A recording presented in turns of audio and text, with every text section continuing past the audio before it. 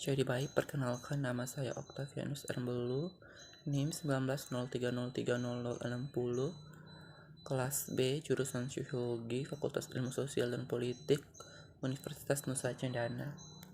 Pada video kali ini saya akan membacakan review sebuah buku yang berjudul tentang kewarganegaraan, identitas dan gerakan sosial di Hong Kong baru. Revolusi Payung. Hong Kong telah secara luas dianggap sebagai titik balik momen dalam sejarah pemerintahan pasca tahun 1997. Sementara protes publik telah lama menjadi bagian rutin dari budaya politik Hong Kong. Kesiapan sejumlah besar orang warga untuk berpartisipasi dalam pemekakan sipil mewakili momen baru bagi masyarakat Hong Kong yang mencerminkan tingkat politisasi yang sangat tinggi dan memperkeruh hubungan dengan Beijing. Proses transformatif yang mendasari peristiwa dramatis musim gugur 2014 memiliki relevansi yang luas dengan perdebatan ilmiah di Hong Kong, Cina, dan perubahan kontur politik dunia saat ini. Buku ini memberikan titik masuk yang dapat diakses ke dalam politik dan sosial belahan dada yang menopang dan diekspresikan melalui gerakan payung. Fokus utama adalah konteks masyarakat dan isu-isu yang telah menyebabkan pertumbuhan dalam identitas Hong Kong dan bagaimana hal ini menjadi bermuatan politis selama gerakan payung. Diakui secara luas bahwa identitas politik dan etnis telah menjadi bahan utama dalam masyarakat Hong Kong. Tapi ada sedikit kesepakatan di antara warga tentang apa artinya menjadi Hong Kong hari ini atau apakah identitas ini cocok atau bertentangan dengan menjadi orang Cina.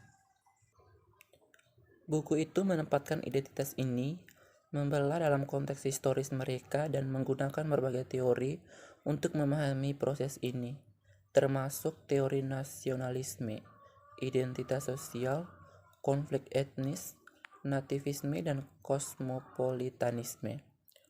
Pluralitas teoritis ini memungkinkan pembaca untuk melihat lokalisme baru dalam keragaman dan kompleksitas penuh dan untuk merefleksikan pada sifat berkembang hubungan Hong Kong dengan Cina daratan. Pada ulang tahun ke-20, kembalinya ke kedaulatan Tiongkok, masyarakat Kong berdiri di persimpangan jalan yang dicirikan oleh ambiguitas, refleksi diri, dan ketidakpastian pervasif untuk apa yang akan terjadi di masa depan. Gerakan payung itu meletus di Hong Kong pada September 2014, tidak diragukan lagi menandai politik baru, usia untuk politik. Gerakan telah berlangsung selama 79 hari, selama waktu puluhan ribuan pemrotes menduduki beberapa distrik komersial penting di wilayah tersebut. Dalam buku ini terdapat berbagai bab atau bagian yang dibahas.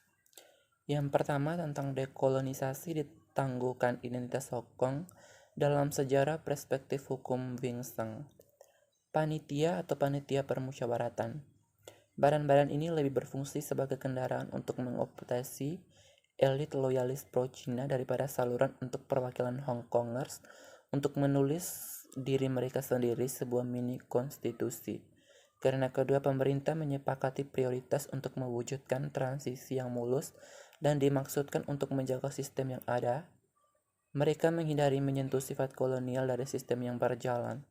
Secara bersama-sama mereka menutupi lingkungan Hong Kong, pencapaian ekonomi sambil menutupi masa lalu kolonialnya untuk membuat semua orang hanya memikirkan masa depan yang cerah. Akibatnya orang tidak dapat melihat yang sebenarnya, gambaran sejarah kolonial Hong Kong, dan membuat evaluasi yang adil dan refleksif melalui debat publik. Yang dilakukan pemerintah Inggris hanyalah membuat Hong Kong orang percaya bahwa masa lalu kolonial adalah kisah keajaiban. Inggris membawa supremasi hukum, sebuah sistem yang menghormati kebebasan individu dan infrastruktur perkotaan yang maju. Yang kedua membahas tentang mengubah politik identitas gerakan demokrasi di Hong Kong. Diserap oleh pemerintah kolonial dengan sistem kooptasi dengan pengangkatan elit Cina ke dalam struktur kekuasaan kolonial. Penjelasan Lau Siu Kai pada tahun 1984 tentang rendahnya tingkat partisipasi politik di kolonial Hong Kong sebagian besar adalah salah satu budaya. Lau melihat orang Cina Hong Kong sebagai orang Cina yang hambar, khusus yang memendam atau mementalitas pengungsi. Seperti kebanyakan penduduk pasca perang datang ke Hong Kong sebagai pengungsi, mereka tidak memiliki rasa yang kuat terhadap Hong Kong, tidak berharap banyak dari kolonial pemerintah, dan tidak memiliki rencana jangka panjang untuk masa depan. Mereka membenci konflik politik, stabilitas yang berharga, dan berusaha untuk perbaikan materi yang membuat mereka tidak mampu berpartisipasi dalam politik kolonial. Bagi Lau, ini adalah budaya politik tradisional Tiongkok yang disesuaikan dengan lingkungan industri perkotaan di masyarakat kolonial. Yang berikut tentang imigrasi Tiongkok daratan di Hong Kong atau menganalisis sentimen anti-migran. Dalam bab ini membahas prasangka dan diskriminasi yang dilakukan oleh orang Cina daratan pendatang dengan skema one-way pyramid sering menghadapi berintegrasi dalam masyarakat Hong Kong. Sensus Hong Kong baru-baru ini menyatakan bahwa imigrasi Tiongkok daratan menjadi pendorong yang semakin signifikan dari pertumbuhan penduduk wilayah tersebut. Namun dalam beberapa tahun terakhir, Cina daratan imigran dalam skema OWP telah menghadapi banyak kesulitan untuk berintegrasi ke dalam masyarakat Hong Kong, sering mengalami prasangka dan diskriminasi dalam bentuk sikap anti-imigran yang bermusuhan. Menggambar pada data opini publik, pertanyaan penelitian ultimation dalam bab ini menyangkut pemahaman mekanisme yang telah menyebabkan Hong Kong warga Kong memegang stereotip negatif terhadap imigran Cina daratan Hiba. Sebelum membahas pertanyaan penelitian utama, dalam bab ini menguraikan lintasan sejarah imigrasi Tiongkok daratan di Hong Kong dan baru-baru ini perkembangan, terutama pada skema OWP.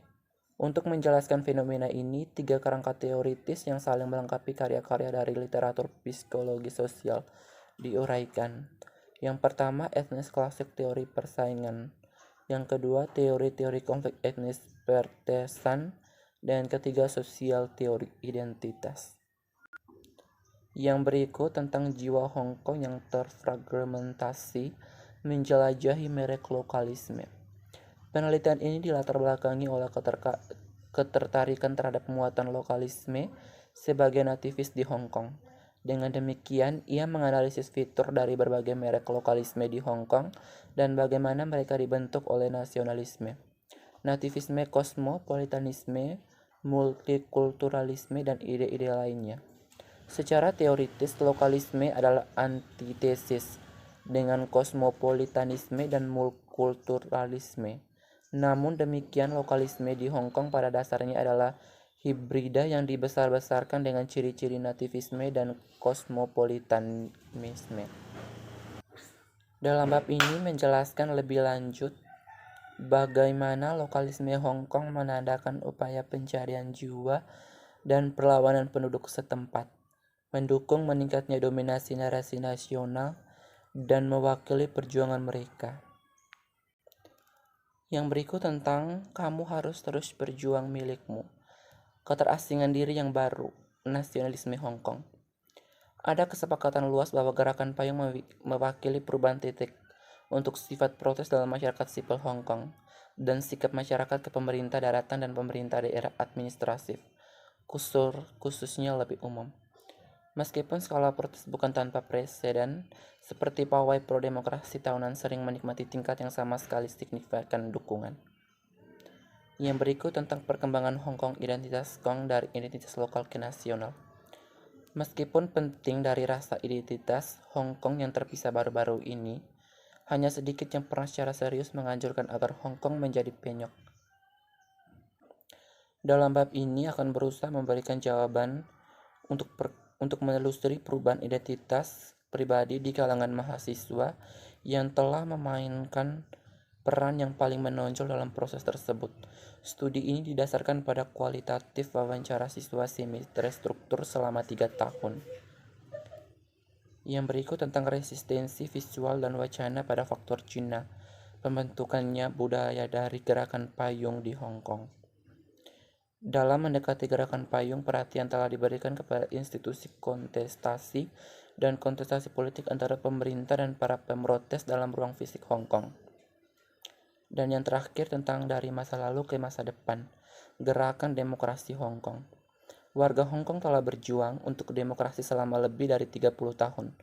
Tujuan akhir yang dinyatakan dalam Instrumen Konstitusional Hong Kong, Hukum Dasar Wilayah Administratif Khusus Hong Kong, adalah bahwa Hong Kong dapat memilih chief eksekutif dan semua anggota legislatif dewan dengan hak pilih universal dan setara. Ini masih belum tercapai. Artikel ini bertujuan untuk mengkaji peluang bagi Hong Kong untuk membangun asli sistem demokrasi di masa depan. Untuk memproyeksikan kemungkinan jalan yang ditempuh Hong Kong, pembangunan demokrasi ke Hong Kong harus ditinjau terlebih dahulu.